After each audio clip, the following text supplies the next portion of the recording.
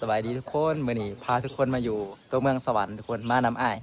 หักเรามาอัดเพลงพี่น้องครั้งแรกที่ว่าเราสิได้มาเห็นนั่นห้องอัดเพลงอยู่เมืองสวรรค์พี่น้องเมืองสวรรค์เขตนครไกรสอนเท่านี้แหละแขวงเดียวกันมาหอดห้องอัดเพลงเสียงสวรรค์รีคอร์ดหรือว่าเรคคอร์ดแหล้วเนาะ สบายดีอันนี้ก็นักห้องได้นี่นักห้องเพิ่นกำลังกินข้าวอยู่มาเบิ่งพี่น้องเอ้ยว่าเพิ่นอัดเพลงเป็นเฮ็ดแนวใดครั้งแรกที่ว่าได้เคยเห็นห้องอัดเพลงโอเคปึ๊บบายดีอาจารย์อ๋อเป็นกำลังเห็น บอนี่นะห้องสิกอกเหล่าข้าวก่อนนี่ ห้องนี้น่าได้เหล่าข้าวนี่เอาเลยกินได้ป่ะ ตัวนั้นน่ะเป็นห้องอัดเนาะตัวนั้นเนาะบอลนั้นบอลไปยืนอัด บางเชือก เสี ก็ ยง ไทยบางเชือกก็อัดแล้วแต่ อ๋อ อ่ะทุกคนเดี๋ยวถาเบิ่งเฮาสิบ่ปากจักหน่อยเสียงเฮาสิขอเพลงนำ สบายดีสิพอแก้วเด้อกะ เป็นอะไรสิอัน มา อัด เพลง เสียงมื้อนี้ความรู้สึก กะมาฮอดนี่ทุกครั้งแล้วก็หัวใจมันเต้นตึกตึกตึกคือเก่าทุกครั้งเพราะฉะนั้นก็เลยช่วยเหล่าข้าวช่วยได้ เคยเฮ็ดอันนี้เนาะแบบอันแนวซอยได้ สองมากก็คือสองอาจารย์นี่แหละมาแนะน เช็ค อาจารย์ใหญ่สวรรณเขต ำ พี่น้อง จำปา กับอาจารย์เซานี่ล่ะ มือมิกแล้วก็อาจารย์เซาผู้แต่งเพลง ใน มีสองอาจารย์มาควบคุมคือเก่าอาจารย์เนาะ โดย ได้คอยกับบกดดันคือเก่า โดย ออกมาดีคือเก่า เอาเบิ่งนำกันพี่น้องผู้ใดที่ว่ายังบ่เคยเห็นห้องอัด วันเวลาเฮ็ดให้คนสร้างกันเนาะแต่บ่เฮาวันเวลาเฮ็ดให้คนคิดฮอดกัน สุดก็โคจรมาเจอกันอีกคือเก่า หวานเจี๊ยบ มื้อนี้อันทางอันไอทาวอนเพิ่นมาออกเพลงใหม่ อืม เสร็จปีนี้นี่ค่อยเอาเงินไอทาวอนบ่ต่ำกว่า100,000 บาทนะลงขออนุญาตพี่หน้าขอยังสิเอา เรานี่เป็นอัจฉริยะเนาะ อาจารย์นี่เป็นอัจฉริยะหนึ่งในเราวที่ใส่เขาเอื้อนว่าความสามารถเฉพาะตัวในสายตาเพิ่นนะแนมบ่เห็น ขอโทษน้ำเด้ออาจารย์เด้อเพิ่นแนมบ่เห็นพี่น้องแต่ว่าเพิ่นมีความสามารถก็คือสามารถนำใส่คอมพิวเตอร์โทรศัพท์แล้วก็เครื่องอัดเสียงหยังต่างๆได้ที่ว่าสุดยอดอีหลีบ่เคยเห็นพี่น้องก็เห็นเพิ่นนี่แหละ มีเรื่องนึงเนาะข่อยโคตรภูมิใจในตัวข่อยเนาะ โอเคว่า หลาย มาเล ค ย นนี่เขามีแต่ถึกรถตำแต่ข่อยนี่ตำรถ โอ้ย อันนี้ก็คือความสามารถอีกอันหนึ่งของเรา ตลกเลยพี่น้อง เปิด มา เปิ เล ด ย พักอีกก่อนอาจารย์รอบนึงให้มันเข้าหัวอกหัวใจก่อนเสียงเพลงนะ ซ้อมน้ำกันนะซ้อมไปน้ำกันนะ เอาเสียงเราออกบะ แม่น ให้ฟังกับดนตรี เอาคือว่าบนจะเป็นเนี่ยคือนี่แหละเพลงจากปลายปากกาอาจารย์ นี่อาจารย์สอนนิรันดร์ นี่ร้านที่ออกชื่อตลอดคือคนนี้แล้วก็ออกอัดกับคือคนนี้ เพลงดังหลายเพลงเลยเนาะจากไข่อันซองอ้ายเพิ่นเนี่ยซองอาจารย์ เพลงนี้ก็มีชื่อว่า เพลงยังไง อ้ายบ่เอาแล้ว อ้ายบ่เอาแล้ว ปิดเสียงออกเนาะ นี่แม่ว่าเจ้าบ่ดีอะไรเขาจะบ่เอา ปิดเสียงออกเนาะ บ่ให้ค่อยฟังเนื้อไปซะก่อนฟังใส่ตู้เจ้าอยู่บนม่วนนี่นะ เฮาน่ะเฮ็ดหน้าที่อันถ่าย MV ให้เราก็เลยนะมื้อนี้ก็ได้โอกาสเราชวนมาเบิ่งนะมาเบิ่งเบื้องหลังการอัดเพลงว่าเพิ่นเฮ็ดแนวใดเพิ่นอัดแนวใดเฮ็ดแนวใดเนาะอัดเพลง เอามาถ่าย นะ ลิปซิงค์อยู่นี่ครับ ถ่ายอยู่นี่นํ เจ้าจะไป เดี๋ยวเอาเนี่ยลงเบียดกับ ขอคนดีเจ้าสั่งเหตุใดทีมลูกแอบแอวห้องเจ้าคือเหตุใดใจดำแท้เด่หัวใจพังเพยังจืดได้ดีกันดาไอ้อ่อนวอนสาทิมฟ้าลูกน้อยเมื่อโลกเป็นจังได้จึงต้องทางกลับมาซ้ำรอย เพลงนี้ขึ้นสิเข้ากับชีวิตนั่นลูกผู้ชายหลายคนเติบอยู่พี่น้องเอ้ยเพิ่นแต่งแบบนั่นน่ะเข้ากับชีวิตขนาด อาจารย์สอนนิรันดร์ ขอสามีสาอย่าหวนกลับมาขอเลิก แต่งโดนบอกเพลงนี่อาจารย์ ความประดิษฐ์เกินให้อภัยต่อจากนี้ไปให้บ่เอาแล้ว 2-3 มื้อพี่น้องม่วนได้เพลงนี้นะแต่อ้ายแล้วก็สิไปถ่ายเป็น MV เพลงนี้นะ MV กับอันยูทูบเบอร์อยู่นครปังอยู่บ้านเราเองเขาเสียมาลาเขาเจลอยอะไรพี่น้องหลายคนกันซิหูเนาะรอถ่ายติดตามพี่น้องเพลงนี้คือว่าเป็นโปรเจกต์ใหญ่ โมเป็นมาเสียร้ายเนาะแต่ว่าเข้าไปแล้วเขาปล่อยเสียงออกคือว่า ใช่กินเหล้าตลอด นักร้อง เอาขาวได้หรอครับ บ่แม่นนักร้องกินเหล้าด้วยบ่อันนี้คือแบบซอยแห่เฮานิ่งนะนิ่งเวลาของเพลงอ้ายแล้วว่านะ สองมากคือน้ำอุ่นแล้วก็น้ำบักนาว แบบเปลี่ยนให้คอเฮานุ่มเนาะคอเฮาแบบคอเฮาเสียงใสกันนะกันสิว่าแล้วก็เพลงนี้นี่ถือกับชีวิตพอห่างเนาะเพราะว่าสังคมเฮาหั่นนะสังคมในปัจจุบันนี้บางคนก็ครอบครัวอย่าห่างกันเนาะเหลือแต่ลูกอยู่น้ำพ่ออย่างเงี้ยนะถือว่ามีหลายพี่น้องถือกับชีวิตอันสังคมปัจจุบันเฮาหลาย คนที่ อกหัก ถือผู้สาวทิม ถือเมียถิ่มซะแล้วก็ผู้สาวถิ่มเพราะว่าในเนื้อเพลงบอกว่าลูกเนี่ยสิอ้ายสิเบิ่งแย่งเองนะพี่น้องเพราะแบบตามใจแฮงอีหลีหลายคนเติบได้ ฝากได้ทุกคนเลยฝากติดตาม ฝากติดตามพี่น้องส่องแสงคำสตูดิโอเนาะแสงคำภาษาไทยสตูดิโอเป็นภาษาอังกฤษพี่น้องฝากติดตาม แก้วฝาก ผู้ใดมักเพลงพี่น้องเอ้ย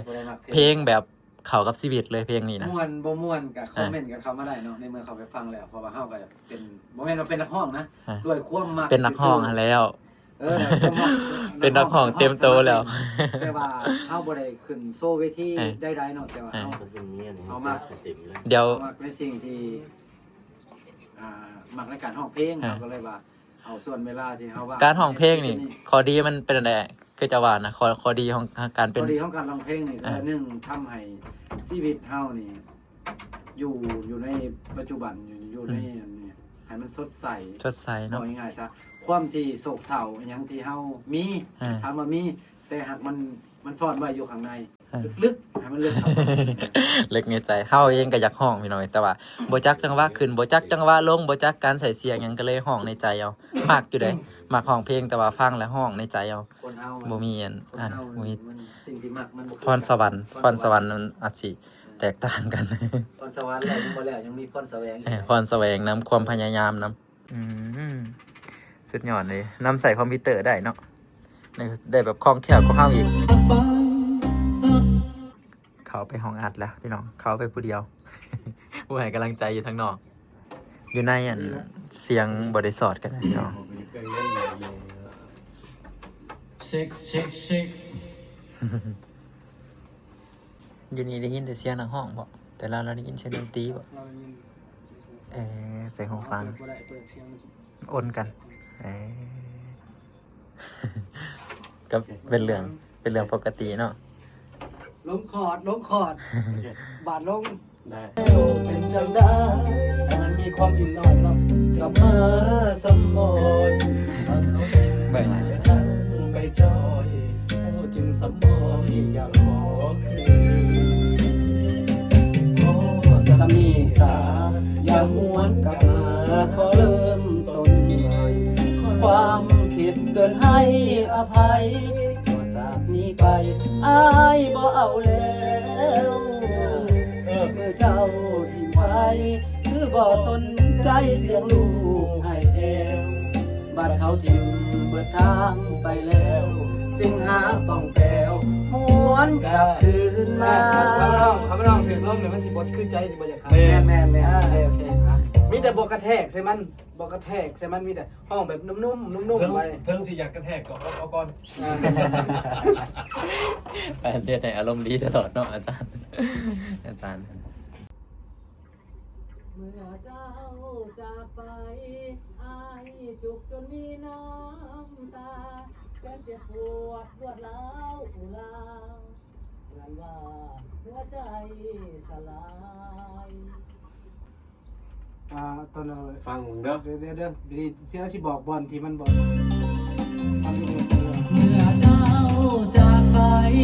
อายจุกจนมีน้ำตา หมดแล้ว เจ็บปวดรวดร้าวเหมือนว่าหัวใจสลาย มันว่า ห่า มันจะสลาย งกันนานปีโอ้ เหมือนว่า หัว ใจ หัวใจสลาย หัวใจส หัว ลา ใจ ย มันมีลูกเล่น ส อยู่ ลา นะ ย หัวใจสลายหัวใจสลาย เรียกว่าหัวใจสลาย เป๊บหมึกซิปไปเลย น้ำตา เบิ่งทุกคนบรรยากาศอัดเพลงอยู่ในห้องแอร์แต่ว่าเหงื่อออกแน่นอนกะว่า บรรยากาศภายนอกนี่บ่ฮ้อน แต่ว่าความฮ้อนมันอยู่ทางในของตัวนักฮ้อง ปักช่องเช่าเฮ็ดเลย สองเท้าอีกครั้ง มียัง2เศร้า40ปีกี้ 40 มาฟังเสียงอาจารย์ว่าอีกแค่ก็เต้น หยอกกันมันก็ต้องมีซีซันต้องมีอันหยอกกันไปนำจะบ่ตึงเครียด แต่ว่าคักได้มามื้อนี้ เครีย นะ ดได้ บ่ใครอยู่หยอกซื่อๆกับโมเย่นะ มามื้อนี้นะคักแบบได้ทั้งความรู้ได้ทั้งประสบการณ์แบบเปิดโลกอีกแบบหนึงหั้นนะแบบคือเฮาบ่เคยเห็นว่าเขาอัดเพลงเขาเฮ็ เจ้า ด ก็ แนวใด เปิดโลกดูอยู่บ่ ยังบ่ทันได้ไปเปิด มีแต่เราแย่ตลอด ว่าแบบมันเป็นอีหยังที่แบบเฮามาเห็นเบื้องหลังว่าเพลงแต่ละเพลงนี่ แม่นนี่ บ่ธรรมดา จะอยู่เบื้องหลังอีหลี เอ้ยเพลงแต่ละเพลงนี่บ่ธรรมดา แม่น เห็นตารางอาจารย์ บ่มีซีเรียสมานี่แต่เฮฮา ตอนนี้นักร้องออกมาพักผ่อนอยู่นอกทุกคนพักผ่อนสักก่อนเพราะว่าอันนั้นเพราะว่าเฮาอัดไปได้แล้วเกือบครึ่งหนึงใกล้แล้วแหละพี่น้องใกล้สิแล้วแหละเอาเข้าไปอีกรอบหนึงเพราะว่านักร้องเพิ่นก็แบกความกดดันมาหลายเติบเอาเข้าไปต่ออีก อยู่นำกันนี่ก็มีแต่อันนะนักศิลปินแล้วก็เป็นทั้งนักดนตรีทั้งอาจารย์แต่งเพลงพร้อมมื้อนี้ ไปอ้ายบ่เอาแล้วเมื่อเจ้าไป จังได๋เพื่อน กะอย่าหวนกลับมาขอเริ่มต้นใหม่ ความผิดเกินให้อภัยต่อจากนี้ไปอ้ายบ่เอาแล้ว โอเคไปทำต่อไป ไปต่อจากนี้ไปความผิดเกินให้อภัยต่อจากนี้ไปอ้ายบ่เอาแล้วเมื่อเจ้าทิ้งไป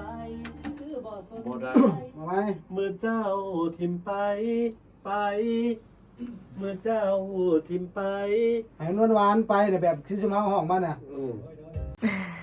ทุกคนตอนนี้เดินทางมาฮอดเกือบฮอด6 โมงแรงพุ่นได้เนาะเกือบ ยังบ่ทันได้ไปใช้มาใช้ยัง ซุมเฮาเริ่มตั้งแต่จักโมง 3 โมง 3 โมงฮอด6 โมงก็อยู่3 ชั่วโมงเนาะเกือบ3 ชั่วโมงโอเคทุกคนตอนนี้แล้วเดี๋ยวสิให้อาจารย์เพิ่นเปิดให้ฟังจักเล็กๆน้อยๆเนาะเปิดไลฟ์บ่ได้แล้วจะน้อยดังมามันสิติดลิขสิทธิ์อีกเอามาโอเคบรรเลงเลยอาจารย์ เพลงนี้ก็อ้ายบ่เอาแล้วนะ โดย เขากับชีวิตไปก็ คอมเมนต์มา บัดนี้เรื่องเล่านี่ได้มาแต่ใช้ไอ้บ่เอาแล้วจันเซา เพิ่นแล้วเสนอมาเพิ่นเป็นคนเสนอมาเอง คือก็คือว่าตามกระแสของมื้อนี่มันเป็นบางคนก็ห้างปลากันหลายหั่นนะบางเพื่อผู้แสบผู้สาวก็บ่สมหวังจังซี่นะ โดย ก็เลยคิดใส่ตามยุคตามสมัยของเพลง โดย จังให้ ผมหมา อาย จารย์เพิ่นกัน ผมหมายเพิ่นว่าคันไปแล้วเราไปเลย แม่ กลับมาไอ้บ่ อันนี้เพลงสำหรับผู้ชายแบบผู้หญิงฟังได้บ่อาจารย์ ได้เบิด ได้เบิด ก็อย่ามาจำกัด สองก็ได้ เดี๋ยวจำกัด เพลงเนาะเรื่องเพลงที่เฮาเฮ็ดนี่เฮาบ่ได้เฮ็ดเพื่อหาทุนหากำไรหยังพี่น้อง โดย เฮาเฮ็ดเพลงเพื่อรอเลี้ยงจิตวิญญาณ อืม เฮาฟังเพลงอย่าไปคิดใส่เพลงพี่น้องฟังเพลงฟังให้มีความสุขฟังเพลงฟังให้ม่วนบางคนอาจสิว่าเพลงนี้มันเข้ากับชีวิตบ่อยากฟังเพราะฉะนั้นเนี่ยเพลงทุกเพลงก็บ่ต่างกับบทละครหรือบทหนังอหยังต่างๆนั่นล่ะฟังไปเบิ่งไปให้มีความสุขพี่น้องเนาะเอาเดี๋ยวสิเปิดให้ฟังได้บัดนี้ โอเค เอาเลยเปิดเลยจากเสียงสดเมื่อเจ้าจากไปอ้ายจุกจนมีน้ำตาแสนเจ็บปวดรวดร้าวอุลาเหมือนว่าหัวใจสลายหากกันนานปีโอ้น้อคนดีเจ้าสร้างเหตุใดทิ้งลูกแอบแอวห้องให้เจ้าคือเหตุใดใจดำแท้ ตอนถ่ายอยากฝากอาจารย์ดนตรีทั้งสองคนเนาะที่ว่าเป็นเฮ็ดดนตรีนะฝากถึงผู้ที่ว่าเขาจะอยากร้องเพลงเนาะอยากมาอัดเพลงยังคืออ้ายทวันแหละเนาะว่ามันใช้งบหลายอยู่บ่แต่ว่ามาอัดเพลงอัดหยังนี่นะ อันฝากถึงพี่น้องผู้ที่มีความฝันเนาะทุกคนมีความฝัน ทุก คนมีความฝันอยากเป็นแต่ในส่วนที่คนที่มีโปรไฟล์แล้วที่เพิ่นมีกำลังทรัพย์ว่าซั่นซะเฮากับอันล่มใดในราคาที่ว่าเฮาจ้างกันเนาะ โดย แต่ผู้ที่บ่มีหยังมามือเปล่าเฮาก็รับแบบมือเปล่า จันเช้าครับผลิตเพลงให้คอยกับครับผลิตดนตรีให้พอแต่มาเว้ากันเนาะอยากให้ทุกคนมีความฝันแล้วก็สร้างความฝันให้มันเป็นจริงกะก้าวเข้ามามาเฮาก็เฮ็ดงานให้ ผู้ที่มี มีพร แก้วเสียงพรสวรรค์ทางนี้ มีพรสวรรค์เนาะ เอาง่ายๆว่าเอาคนที่เป็นไปได้เนาะผู้ใดที่คิดว่าตัวเองเป็นไปได้ก็มาหรือมาหาไอทาวอนก็ได้เนาะไอทาวอนเพิ่นเป็นผู้ใหญ่ใจดี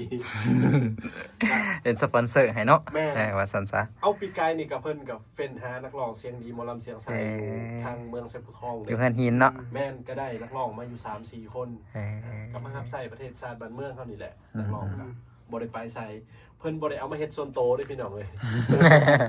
ให้โอกาส อันนี้ ทุกคนเนาะ แม่นให้โอกาส ผู้ที่ว่ามีความฝันอยากเป็นนักร้อง โดย อันนั้นคือบันไดแรกที่จะได้ก้าวเข้าสู่นักร้อง ว่าง่ายๆกับบางคนอาจสิมีพรสวรรค์แต่ว่าบ่มีกำลังทรัพย์เนาะที่ว่าอยากถ่ายทอด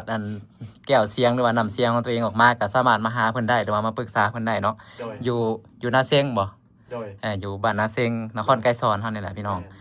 คั คั น อาจารย์ดอกเพกแดนนพร นี่แหละพี่น้องเอ้ย แต่ว่า สตูดิโอ อาจารย์นี่โคตรอัจฉริยะบอกไว้เลยว่าหนึ่งในเรา แล้วเล่าเรื่องเจ้าสู่ค่อยฟังว่าเจ้านี่บ่สามารถแนมเห็นได้คือคนปกติ แต่ว่าสามารถใส่